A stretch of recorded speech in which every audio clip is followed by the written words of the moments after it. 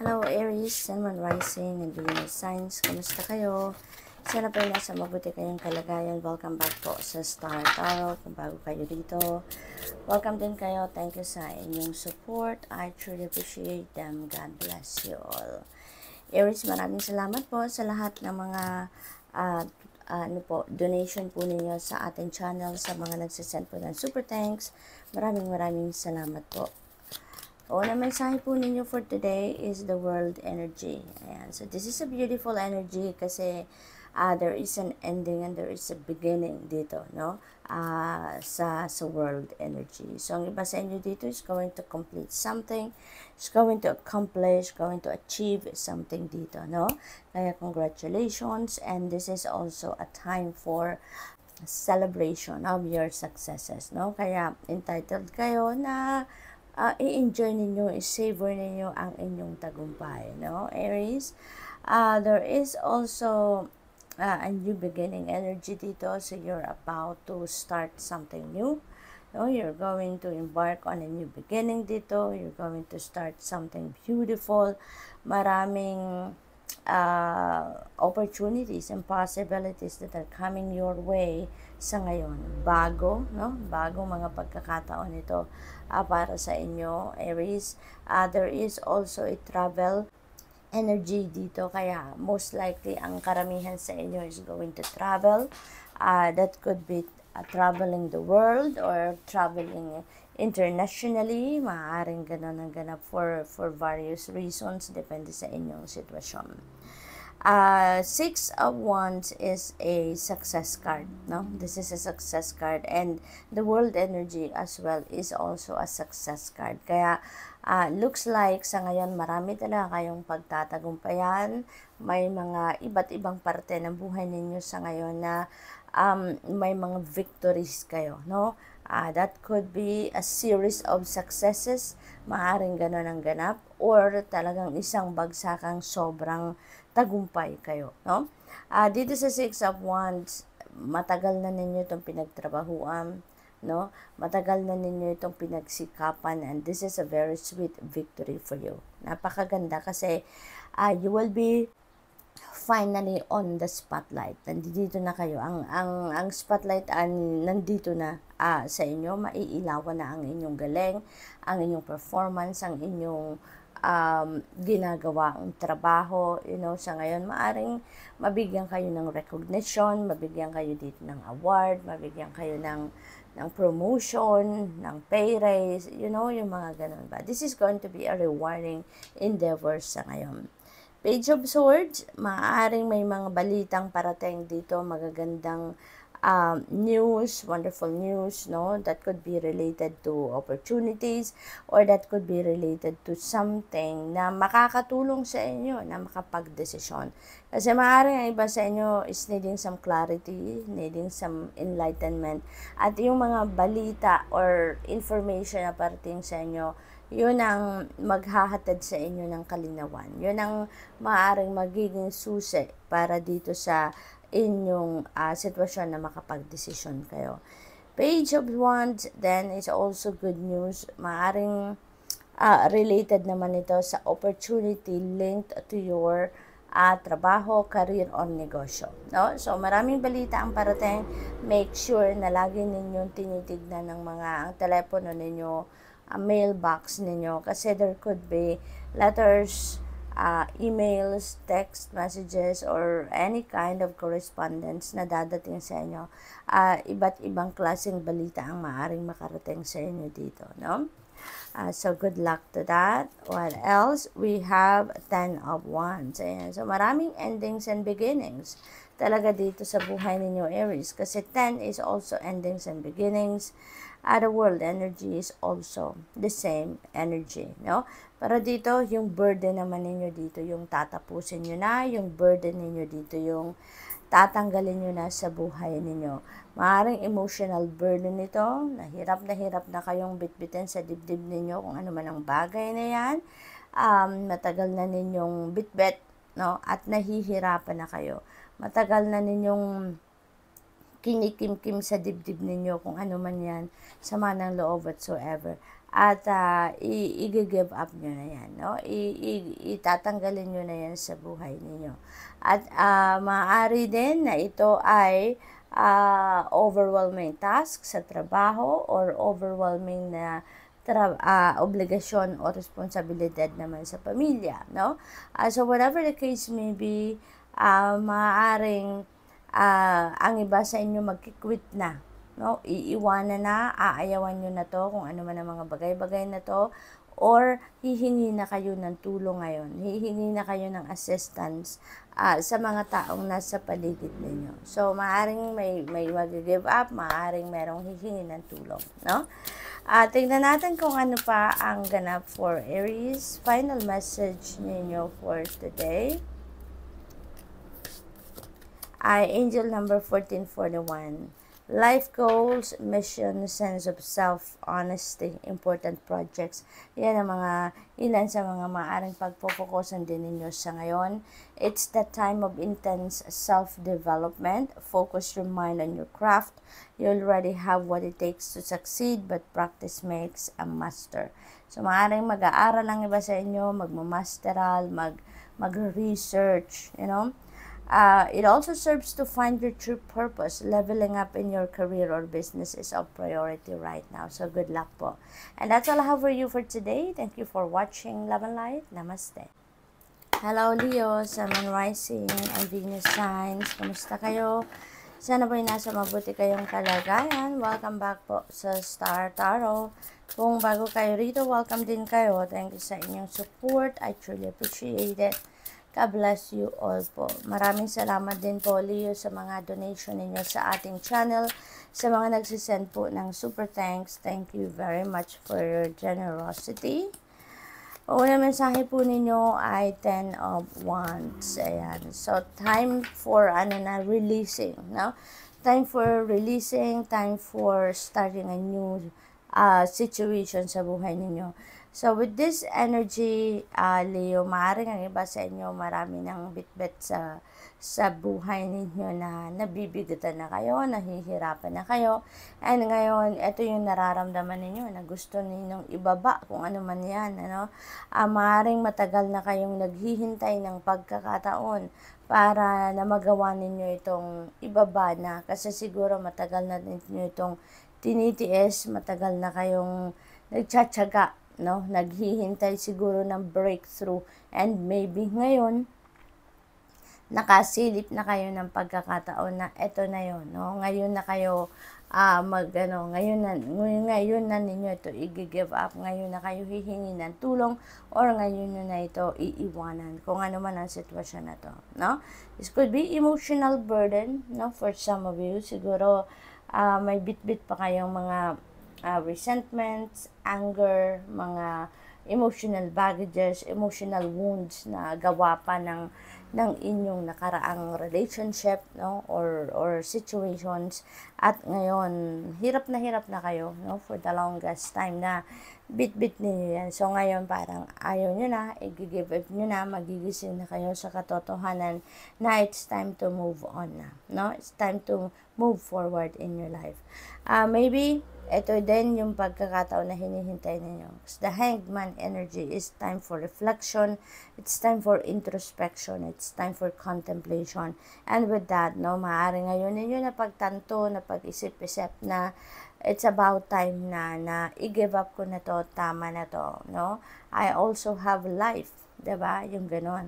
At maraming pagkakataon, maraming posibilidad, opportunities around you sa ngayon na siguro napaghihinayangan kayo na dahil sa bit-bit ninyong sama ng loob dito or whatsoever pa na, alam mo yun ang nag-hold back sa inyo para mag-move forward kayo sa buhay. Nakikita nyo na may mga possibilities na around you sa ngayon na pwede na ninyong gawin ang mga bagay na gusto ninyong gawin to start a new life. Kaya maybe you're going to take advantage of that, no? This is also a time na siguro kailangan din ninyo na magmuni-muni because maybe there are new perspective na kailangan ninyong marinig, makita sa sarili ninyo. There may be new ideas, no, na parating sa sarili, sa buhay ninyo sa ngayon. New plans also may come out, no?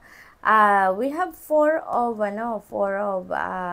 cups, which is also an offer, no? So meron talagang opportunity and possibilities dito na maaring nandiyan na, no? Aalay na sa inyo ng universe, kaya siguro ito din yung makikita ninyo, mapapansin ninyo sa ngayon, no? We have 3 of Wands, and this is a waiting, no?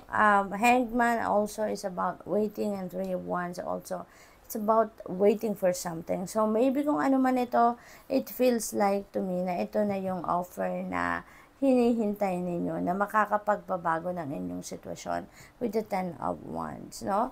So feeling ko talaga makikita nyo na to, no? Kung ano man ang offer na to ng universe, kung ano man ang posibilidad na ito na nandiyan sa inyong harapan, it feels like to me that you are going to see that. Kaya nga magbabago ng isip ninyo sa ngayon, i-give up nyo na kung ano tong nag-hold back sa inyo, kung ano tong nagpapahirap sa inyong dibdib, sa inyong balikat. You're going to put that down and you are ready to start fresh sa buhay ninyo, no? This is also good fortune energy, kaya kung ano man ang sisimulan ninyo sa ngayon, Leo, expect that you are going to succeed, expect that there's going to be a smooth sailing, no? Kumbaga, magiging smooth lang ang ganap sa buhay ninyo sa ngayon with the 3 of Wands. Ang iba sa inyo dito is also going to travel. Maybe ang iba sa inyo dito naghihintay na lang ng travel documents ninyo, naghihintay na lang ng resulta ng mga test, naghihintay ng updates, no, ng kung ano man ang in-applyan ninyong trabaho or pag-abroad or whatever, no? Whatever it is na hinihintay ninyo, maaaring rinig na kayo ngayon ng updates about that. The world energy, napakaganda, no? Napakaganda kasi ibig sabihin dito na mayroong katapusan na ang mga ginagawa ninyo, no? Maybe that is a long-term project and that is coming to one end. You're going to finish that up with flying colors, no? This is success card, kaya magtatagumpay talaga kayo. Leo, may mga bagay kayo na ginagawa, matagal nyo nang pinagtutuunan ng pansin, matagal nyo nang ginagawa, and you are going to succeed sa ngayon, no? Pagtatagumpayan nyo na ito at you are ready to enter a new chapter in your life. Para papunta na kayo, no? Ano man ang hinihintay ninyo dito sa 3 of Wands, dadating na yan at papunta na kayo sa pagsisimula ng bagong chapter sa buhay ninyo. Maybe ang iba sa inyo dito is really going to work abroad. Maaring pupunta na kayo sa abroad para kayo ay mag-migrate doon. Doon na kayo titira, magsisimula kayo ng bagong buhay. Maaring pupunta ng abroad at mag-aaral.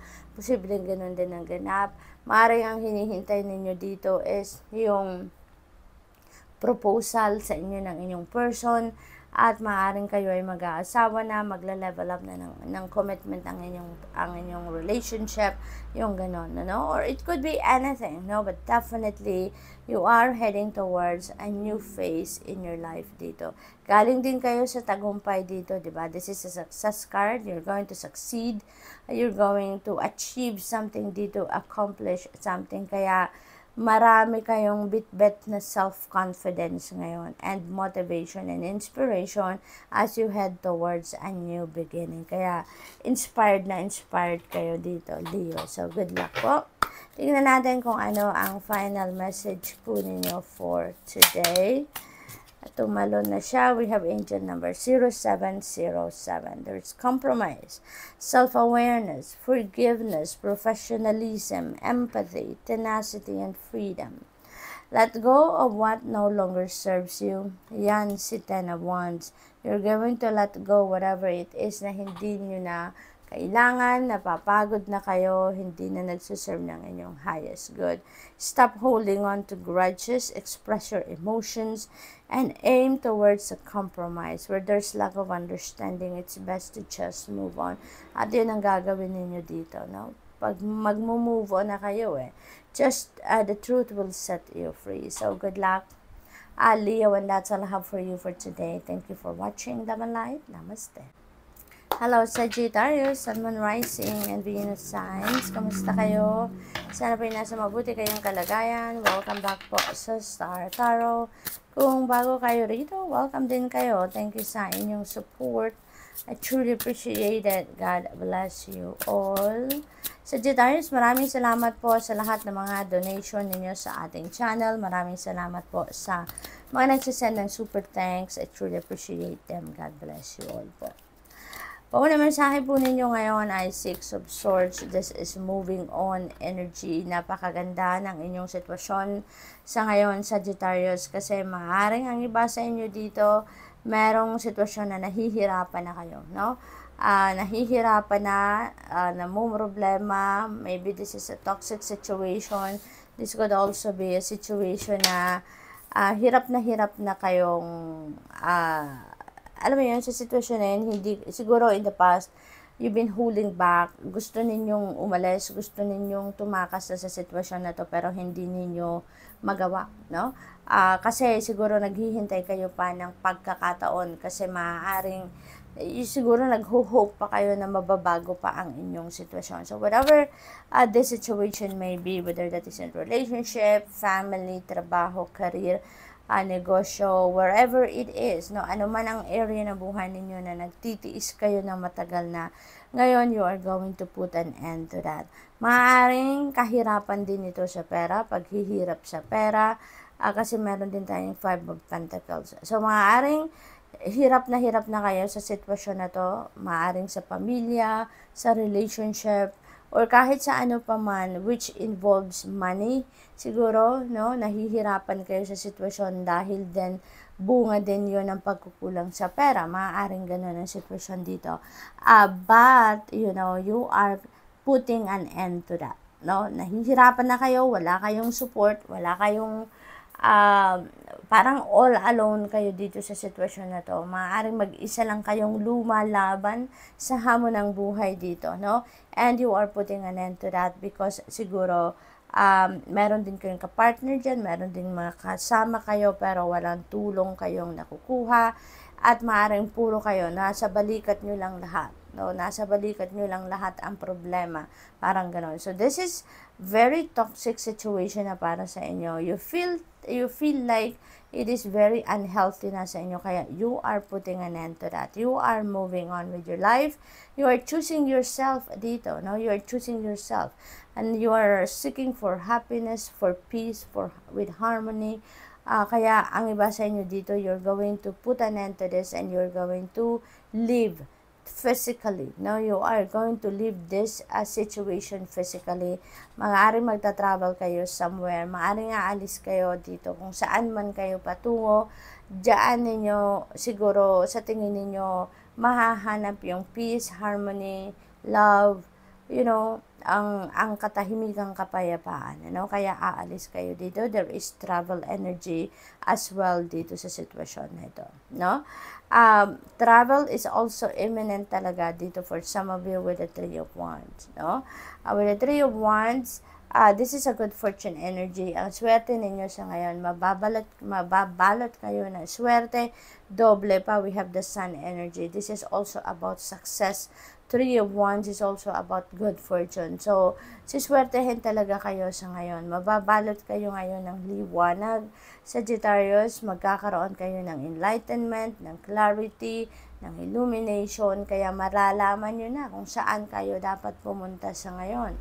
You know, your situation is going to improve dramatically dito with the Sun energy. Kasi mababalot kayo ng liwanag kahit anuman ang problema pinagdadaanan ng iba sa inyo sa ngayon.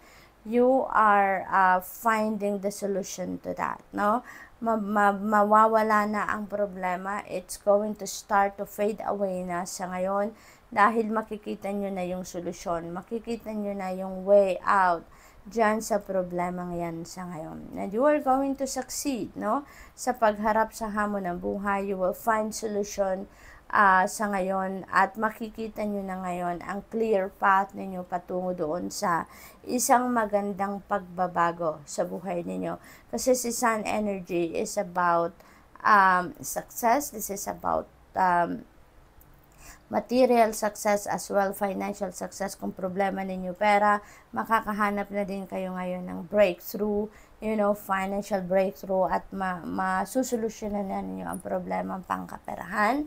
Other problems, personal problems, or kahit sa ano man, you will find solutions to that, maswerte kayo ngayon talaga, Puno-puno kayo ngayon ng tagumpay, ng liwanag, kagaanan sa pag-iisip, sa damdamin. You will find peace na ngayon, ang iba sa inyo, you are waiting for this breakthrough to come in. Ito na yon, Ito na yon, yung hinihintay ninyong solusyon sa problema. It might not happen overnight, pero at least, makikita nyo na ngayon ang way out. Makikita nyo na ngayon ang light at the end of the tunnel, kumbaga. May hope na kayo sa ngayon na makikita, maybe ang iba sa inyo is definitely going to travel. This could be an international travel. Sagittarius, maaring pupunta kayong ibang bansa sa ngayon, at kung nakakuha siguro kayo ng job opportunity doon, so maybe you're waiting for your flight na, you're waiting for travel documents, you're waiting for go signal na, mga resulta ng mga test ninyo. Maybe yun na lang ang kulang sa inyong pagbabiyahe, And with all of this, it feels like someone is supporting you, or some people have been supporting you para marating ninyo ang puntong ito, marating ninyo ang tagumpay nito, makaalis kayo sa problemang ito, yung ganun. With the Three of Pentacles, you are getting that support, na kailangan ninyo sa ngayon from other people. So you are lucky because you have also people around you that are very helpful, very supportive of you, with the Three of Pentacles energy. So good luck, Sagittarius, with that. Tingnan natin kung ano ang final message ninyo for today. Maaari din dito na pagdating sa trabaho ninyo, career, maaaring papasok din kayo dito sa partnership, collaboration, yung gano'n, So, meron kayong makakatulong din sa proyektong ginagawa ninyo. The big break, ito na talaga, This is the breakthrough talaga with the sun energy. 1515, that is your angel number 1515. So, siguro nakakakita kayo madalas ng 1515. So, there will be innovation. You may be going to focus on now and you're going to create something beautiful sa buhay ninyo. There will be progress, forward movement, and goals na you are going to focus on sa ngayon. An opportunity, help, extra cash, or other support is coming your way. So keep going and have fun when performing your task. The most tremendous success comes from passion, and all of efforts will be rewarded big time. So napakaganda. Breakthrough is coming in talaga, Ito na parating ng iyong tagumpay. Maaring yan ang inyong hinihintay. 'Di ba? Ang inyong tagumpay. So good luck, Sag, and that's all I have for you for today. Thank you for watching Love and Light. Namaste.